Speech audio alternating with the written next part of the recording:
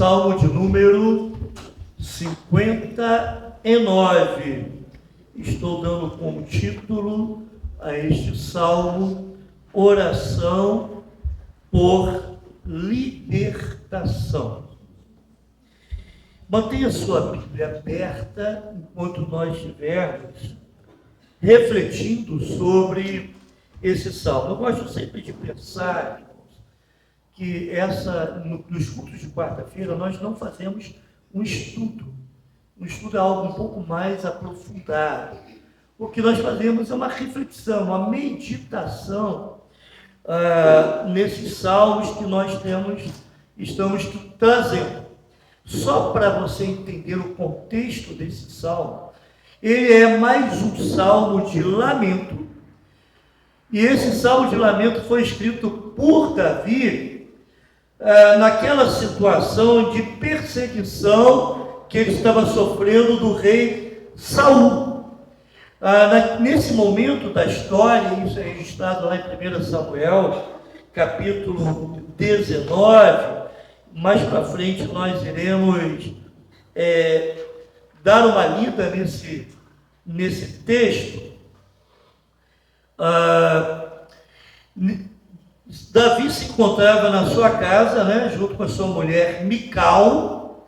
Saul, sabendo que Davi estava em casa, ele resolve então mandar os seus soldados para prender Saul, para prender Davi, ou para trazer Davi, vivo ou morto. Aí não importava mais para Saul, para o rei Saul, se Davi fosse preso, fosse levado vivo, ou então fosse levado morto. Mical, a sua mulher, então, ajudou Davi a escapar desse cerco que havia se formado na casa dele. Ela ajudou Davi a pular de uma janela, ou descer por uma janela e escapar. Ela pegou um ídolo do lar, que era uma estátua, possivelmente, que tinha lá, e não sei qual o tamanho da estátua, mas tinha uma estátua. E é muito estranho ter um ídolo do lar, ainda mais na casa do rei Davi, mas Mical lá não era muito firme. Então tinha um ídolo do lar lá, e ela então resolveu, ou ela para enganar os soldados, botou o ídolo do lar lá numa cama, fez um travesseiro com peles de cabra lá, botou deitadinho como se fosse, e cobriu com uma coberta. Então quem olhava era uma pessoa deitada ali, E possivelmente os soldados chegaram e falaram: cadê Davi? Ela falou: Davi está doente. Eles devem ter dado aquela olhadinha, viu lá na cama como que uma pessoa deitada, e foram embora. Mais tarde o rei Saul, então, quando estiveram com o rei Saul, falou: está doente. Saul falou: não, vai buscar. Está doente mesmo, mas eu quero que ele esteja aqui na minha presença, vivo ou morto. E lá então eles descobriram a trama lá de Mical, e o pai, o rei Saul, mandou chamar sua filha, e deu uma dura lá na filha, mas aí Davi já tinha fugido e já estava longe. Muitos entendem que Davi escreveu o Salmo 59 quando ele já era rei. Então, inspirado pelo Espírito Santo, ele escreveu esse salmo como se ainda estivesse naquela situação e olhando para frente, e naquela situação, olhando para frente de forma profética para o acontecimento ou para o livramento de Deus que havia de passar.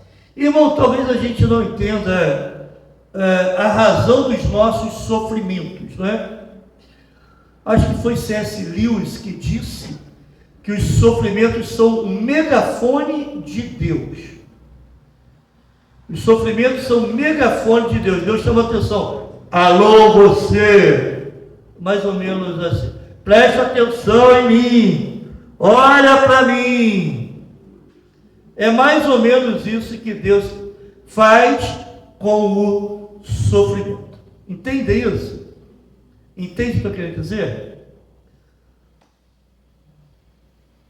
Não mexa em celular agora, por favor. Muito bem. Desculpa, irmãos. Desculpa, tá, pai? Mas Davi, então, ele viveu essa situação de sofrimento. A gente não entende o porquê do sofrimento, mas muitas vezes o sofrimento que a gente passa serve de consolo para o outro. Paulo vai dizer isso muito claramente. Vai falar isso muito claramente. Que o sofrimento, que as lutas que a gente vivencia, serve de consolo para aquele que vai passar por alguma situação. Irmão, se não fosse o sofrimento de Davi, nós não teríamos salmos como esses que nós temos agora, que nos ajudam nos nossos próprios sofrimentos, entende isso? Se não fosse o sofrimento de Paulo, nós não teríamos as cartas da prisão. Paulo escreveu cartas enquanto estava na prisão, uma situação de sofrimento, e cartas tão enriquecedoras, tão edificantes para as nossas vidas. Se não fosse o sofrimento de John Bunyan, nós não teríamos nós não teríamos Bunyan, né? Um livro chamado O Peregrino, que eu sugiro que você em algum momento leia esse livro. O Peregrino. Livro muito interessante. Mais lido depois da Bíblia, bem lembrado isso aí. Mas ele estava preso. Numa situação de sofrimento, escreve um livro desse maravilhoso que fala sobre a caminhada nesse mundo e a realidade do céu. Sofrimento que você passa é uma oportunidade para você conhecer mais quem é Deus, é uma oportunidade para o seu crescimento, mas também é uma experiência que pode servir de consolo, de ajuda para outros que passam pelo mesmo sofrimento. Entende isso? Muito bem. Mas vamos dar uma olhada nesse salmo e vamos ver que lições que nós podemos tirar aqui. Em primeiro lugar, nós contamos no versículos de 1 a 5 o cerco do inimigo, naquele contexto que nós falamos, não é? No versículo 1, Davi então ora a Deus, me coloque acima dos perigos, Senhor. É isso que Davi está fazendo aqui. Ele diz assim: livra-me dos meus inimigos, ó Deus, protege-me dos meus agressores. Ou, numa versão mais antiga, que eu prefiro, diz assim: põe-me acima do alcance dos meus adversários. Ou seja, me coloque no lugar alto, me coloque numa torre de segurança, me coloque numa rocha que é mais alta que eu, não é? Conforme diz o cântico, firme meus pés nessa rocha, eu preciso de abrigo, me coloque nesse lugar. Davi pede então para Deus levá-lo e colocá-lo no lugar alto, longe dos seus adversários, longe da ação maligna ou da destruição que os seus adversários queriam trazer para ele, um lugar de segurança. E no versículo 2, ele então vai pedir que Deus o livre da morte. Ele fala assim: livra-me dos que praticam o mal e salva-me dos assassinos. Irmãos, a questão da segurança pública, hoje em dia, está tomando o primeiro lugar nas preocupações dos cidadãos. As pesquisas estão indicando isso. Friburgo está caminhando para esse ponto. Não está mais tão fácil assim, tão seguro você andar, tem que tomar cuidado, né? Mas a gente sabe que existem situações bem piores do que aqui. As pessoas estão andando com medo na rua, preocupadas, né? Então, ou então em situações de conflito mesmo entre nações, que Davi está dizendo assim: Senhor, eu preciso que tu me salve. Tem pessoas, tem adversários meus, procurando o meu mal, procurando a minha destruição. Livra-me desses homens, pessoas com olhos como que de sangue, querendo a minha morte. Entende, irmãos? Onde eu quero chegar, onde Davi está querendo chegar aqui, nessa situação, é uma situação de perigo de morte, risco de morte. Sim, realmente grave. Não é fácil. Spurgeon diz que os inimigos de Davi estavam em torno da sua casa para capturá-lo morto ou vivo, com saúde ou doente, para ser levado ao massacre.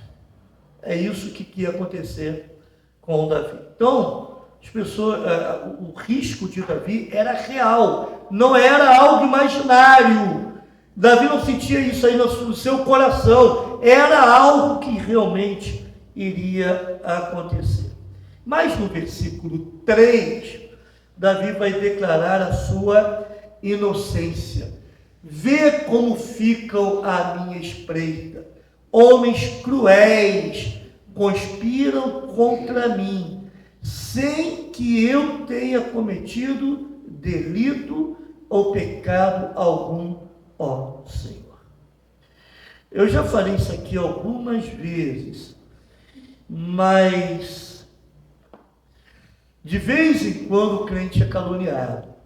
De vez em quando é atribuído ao crente uma coisa que ele não fez. De vez em quando o crente é tratado mal e ele não sabe por quê. O que eu fiz? Que dano eu causei? Que mal que eu provoquei? Mas a consciência está tranquila. Eu não fiz nada para provocar isso. Por que as pessoas se voltam contra os crentes? Qual a razão disso? É uma eterna luta do bem contra o mal, irmãos. Enquanto Jesus não voltar, todos aqueles que são de Cristo serão alvos do inimigo. Essa é a nossa constante luta.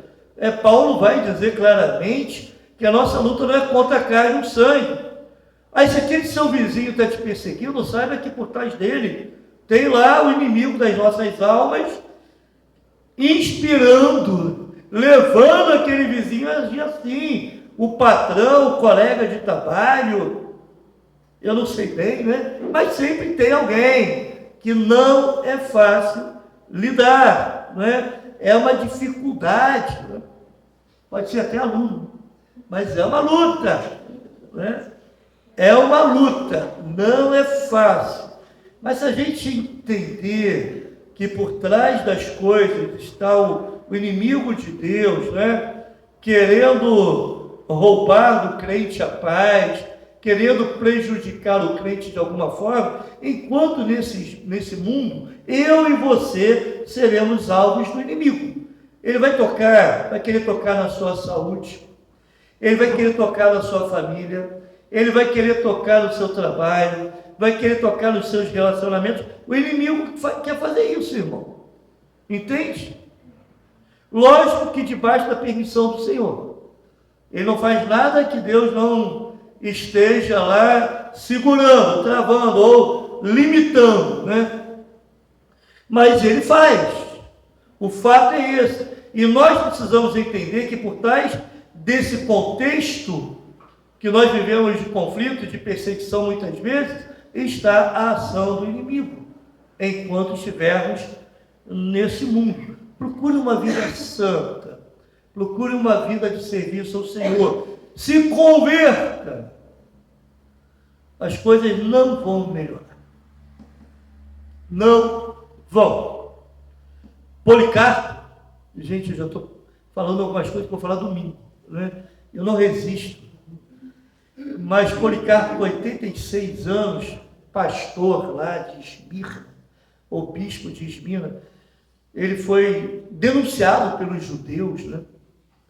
Ele foi levado para a fogueira e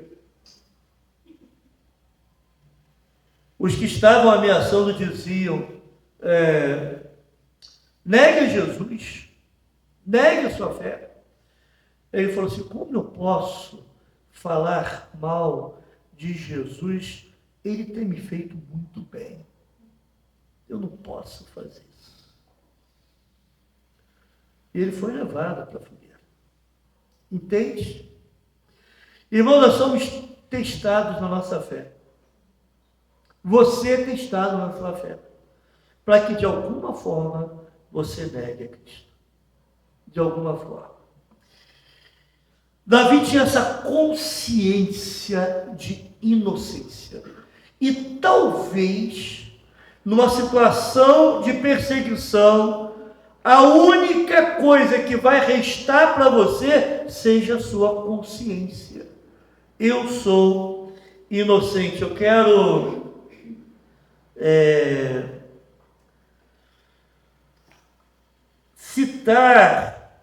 eu vou citar daqui a pouco Spurgeon, que fala sobre a inocência de Davi, mas Davi,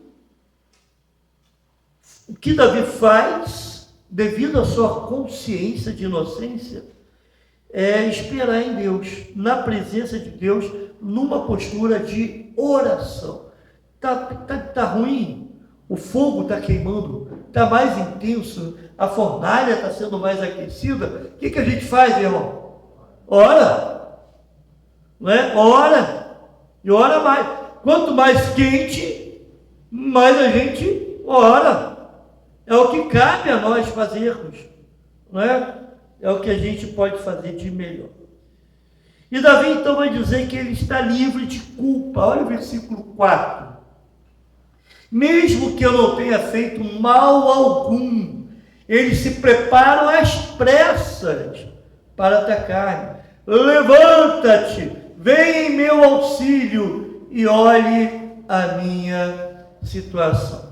Mesmo que eu esteja livre de culpa, mesmo que a minha consciência esteja tranquila por não ter feito mal nenhum, não há dolo, não há pecado, não há engano. Eu não tenho a consciência cauterizada, porque infelizmente parece que está muito em moda hoje em dia. Crente com consciência cauterizada faz coisa errada e acha que está tudo bem, não se sente incomodado com aquilo. A consciência cauterizada é aquela consciência insensível, entende? Não tem mais sensibilidade para perceber o seu pecado. Mas Davi não tem esse problema. E a única coisa que ele tem, que o sustenta, que o mantém firme, é a certeza da sua inocência. Aí sim, Spurgeon vai dizer, se a nossa inocência não nos for favorável perante os tribunais terrenos, sempre será o melhor argumento no tribunal da consciência e uma consolação constante quando estivermos sob perseguição. Mesmo que a nossa inocência não seja reconhecida pelos tribunais humanos, pelas pessoas que estão conosco, estão no nosso relacionamento, estão convivendo conosco, pelo menos no tribunal da nossa consciência, nós estaremos tranquilos. E isso deve servir de consolo no momento da perseguição. Estou com a minha consciência tranquilo, eu estou certo da minha inocência. Davi então vai pedir que o Senhor o livre dos seus inimigos. Olha o versículo 5. Tu, ó Senhor, Deus dos exércitos. Que exércitos são esses? São os exércitos de anjos. E Deus é o Deus dos exércitos. Ele é o comandante desse exército de anjos. És o Deus de Israel. Uma declaração muito importante aqui. Esse Deus que é o Deus dos exércitos de anjos é o mesmo Deus de Israel. Ou seja, ele pode mandar os seus anjos para agirem.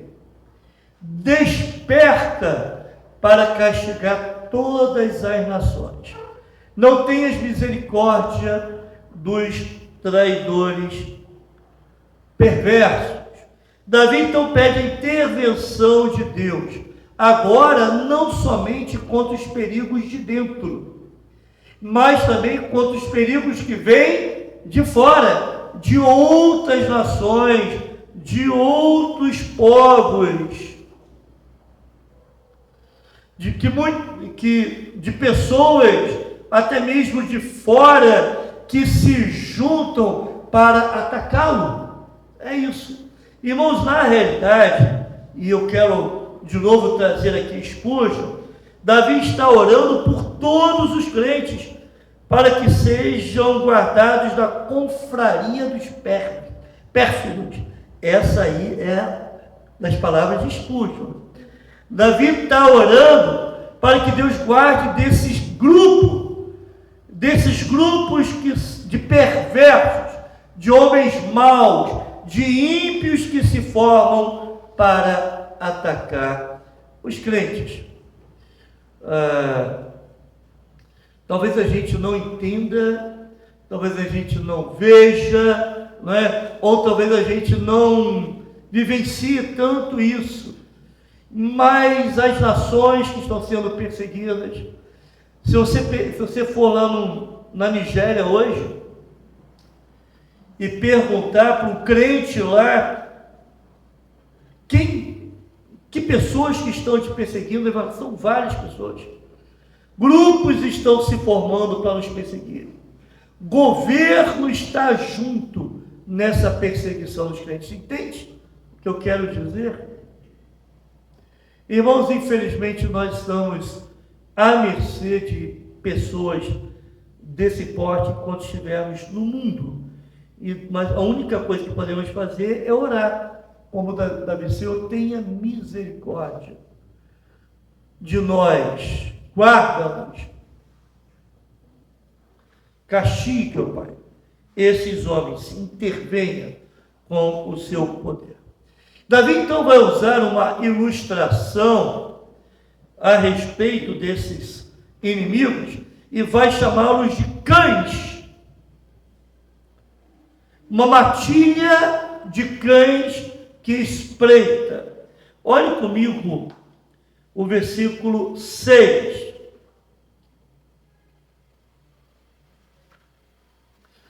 Ele vai comparar esses inimigos como cães que rondam as cidades, andam pelos muros da cidade, cercam a sua casa para matá-lo. Vai comparar os inimigos como cães que uivam quando anoitece. Olha o versículo 6.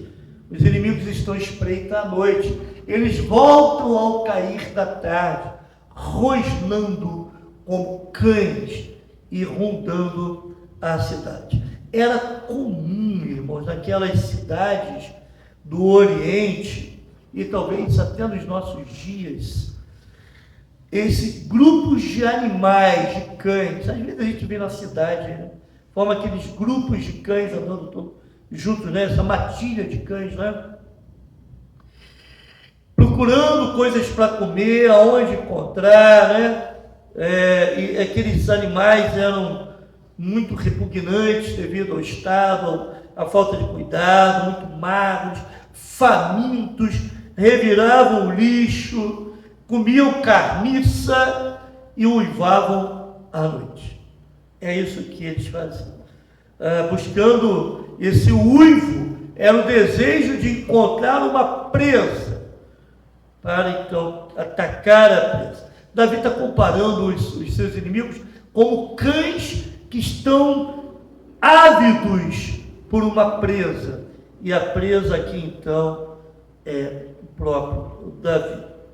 Ele olha aqueles homens que querem atacá-lo como vira-latas, que acabam uivando durante a noite devido à decepção de não encontrarem a sua presa, não encontrarem a comida que tanto almejam, que tanto buscam.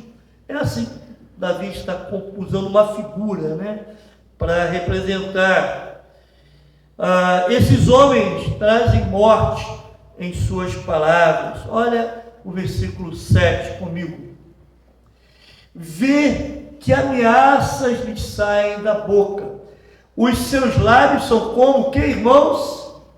Espadas. E dizem, vamos ler juntos a pergunta: quem nos ouvirá? Quem nos ouvirá? Os inimigos mordem e trazem espada assassina nos seus lábios. Os seus lábios são como espadas. É óbvio que você pode entender essa expressão como palavras que maltratam, ou então que caluniam, Mas aqui, possivelmente, a ideia é que eles usam palavras de morte. Palavras que expressavam o desejo de matar Davi. Por isso, está dizendo, os lábios são como espadas. Eles eram assassinos e estavam usando palavras de morte para expressar que realmente querem atacar e matar Davi. É isso que está sendo dito aqui, nesse salmo. Mas é interessante que, olha a pergunta deles. Qual é a pergunta deles, irmãos? Quem nos ouvirá? Por que essa pergunta aqui? Quem nos ouvirá? Essa pergunta gera ou chega ao ponto de ser uma blasfêmia. Eles estão dizendo o seguinte: nós vamos agir e vamos fazer o que nós queremos contra Davi, e não há um Deus que vá protegê-lo.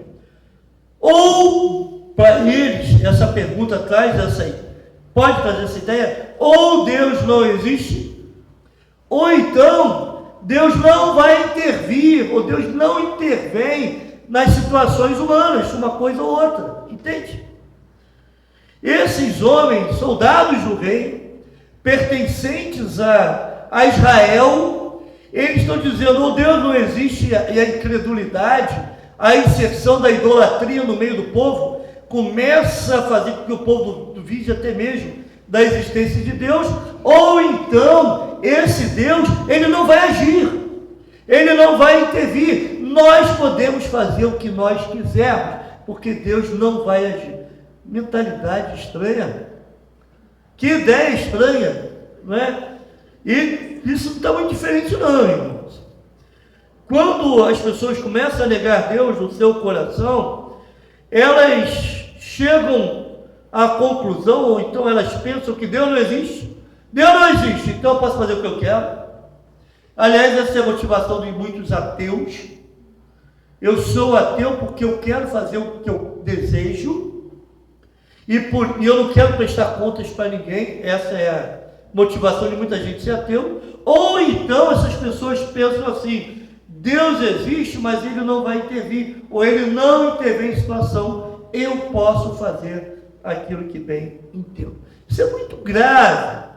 Irmão, nós estamos falando de pessoas quaisquer, nós estamos falando aqui de edomitas, nós estamos falando aqui de moabitas, nós estamos falando aqui de filisteus, nós estamos falando aqui do povo de Israel, o povo escolhido por Deus, agindo como se Deus não existisse. Meu querido irmão, se você vai ver esse vídeo depois, você que está presente aqui, acredite, nada do que você faça, você vai deixar de prestar contas um dia. Tudo aquilo que você fizer, nós temos um Deus que vê e o Deus que um dia vai cobrar isso de você. Ah, mas Deus está tão longe, tão distante, essa ilusão que a gente tem. Deus não vai intervir. Ou então, né? Deus é bonzinho. Deus é amor, né? E dentro desse contexto, Deus é amor, então Ele vai aceitar todo mundo do jeito que está, fazendo o que bem entende. É isso que a Bíblia ensina. Aliás, a Bíblia ensina a morte, que nós devemos morrer a cada dia. Nós devemos renunciar a nós mesmos. E sempre lutarmos, porque não é fácil, para fazer aquilo que agrada a Deus. Não é fácil. Às vezes nós temos que fazer, conforme Paulo diz, esmurrar a própria carne. Isso não no sentido literal, no sentido figurado. É lutar contra o nosso próprio desejo carnal. A minha carne quer que eu faça uma coisa, mas eu sei que Deus existe. Eu conheço Deus, eu temo a Deus. Reconheço o seu poder sobre a minha vida e que Ele é o justo juiz. Por isso, melhor é eu escolher fazer aquilo que é de acordo com a vontade do Senhor. Entende? Isso é uma luta constante para você e para mim também. Deus existe. Davi saiu ileso e se tornou um poderoso rei de Israel. Mais reconhecido do que Salomão pelo povo de Israel até nos dias de hoje. E aqueles homens sumiram, se perderam, desvaneceram. Deus existe. Então, você não precisa temer a matilha de cães que muitas vezes investem contra você. Mas você precisa se preocupar com o seu próprio coração, com a sua vida, manter uma consciência saudável, tranquila e sempre buscando atitudes que não venham trair a confiança do Senhor e para que você tenha a certeza da sua inocência. Amém, irmãos? Amém. Vamos orar? Se coloque em pé.